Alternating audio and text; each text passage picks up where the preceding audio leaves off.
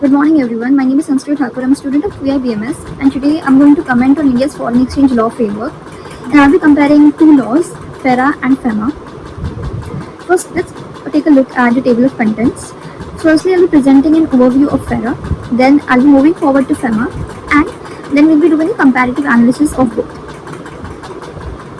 So, FERA stands for Foreign Exchange Regulation Act. It was enacted in the year 1973. So the time period when this was enacted was when India was facing a forex reserve crisis. Our imports were increasing, especially in terms of oil, but exports were very limited, and government feared that maybe the forex reserves might get drained, and hence this act came into play.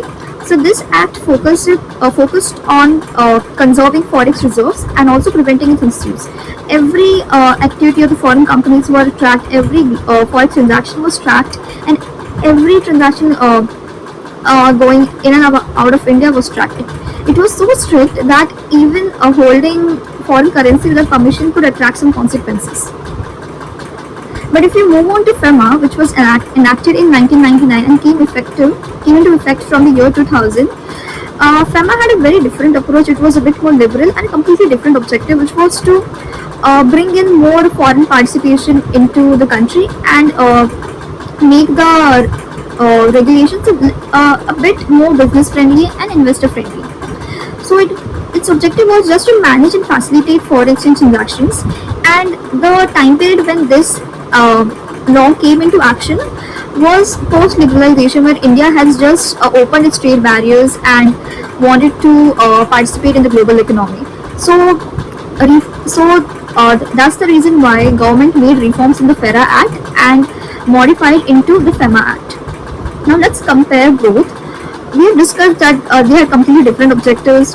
FERA focused on strict control, whereas FEMA focused on growth and participation. If we look at nature of offences under the FERA Act, offences were treated as criminal offences, which means if you are accused, you might get prosecution or you can even face imprisonment.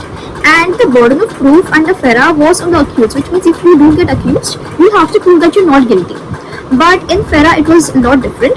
You attracted civil offences, which means you only will have to pay penalties in terms of money or any other way.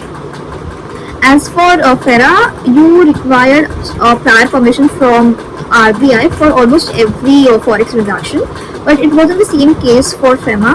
You require only a few permissions, and it's not for all the transactions, maybe only a few. So in conclusion, both the acts made sense during the time they were enacted.